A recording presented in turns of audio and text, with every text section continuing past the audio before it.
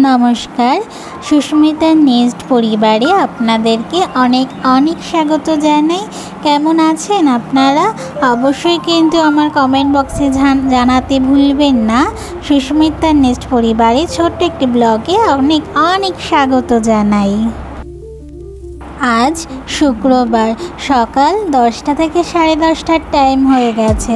এবার চললাম বাড়ির পথে, বাড়ির বৌমাকে নিয়ে, মানে আমাদের বাড়ির বৌমাকে নিয়ে। আজকের যেহেতু বিদায় ছিল, প্রত্যেকেরই মা বাবা মেয়ে বিদায় দিতে গেলে একটু তো ভারাক্রান্ত হয়। তার কারণ ছোট থেকে যে বাড়ি বড় হলো সেই বাড়িটা আজকের থেকে পরিচয় হবে বাবার বাড়ির অতিথি হিসেবে, তাই না? আর পরের বাড়িটাকে আজকে থেকে আপন করতে হবে, নিজের বাড়ির বলে আখ্যা দিতে হবে, তাই না? চলুন অনেক দুঃখের কথা না বলে বাড়ির বৌমাকে নিয়ে হাসতে হাসতে বাড়ির পথে যাই। আর আজকে থেকে নতুন এক পরিচিত হলাম কাকি শাশুড়ি হিসেবে। আর এই যে নতুন বউ, তার দিদিও এসছে। তার দিদি, এই যে তার ছোটো মেয়ে, তার সাথে জামাইবাবু, কারণ সে যে আজকে অন্য এক রাজ্যে পাড়ি দেবে, তাই তার সাথে তার বাড়ির লোকও তো যেতে হয়, তাই না?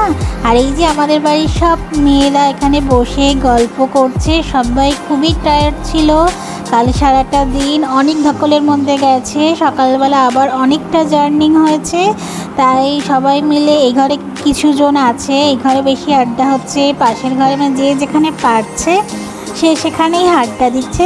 চলুন ওই ঘরে ঘুরে আসি।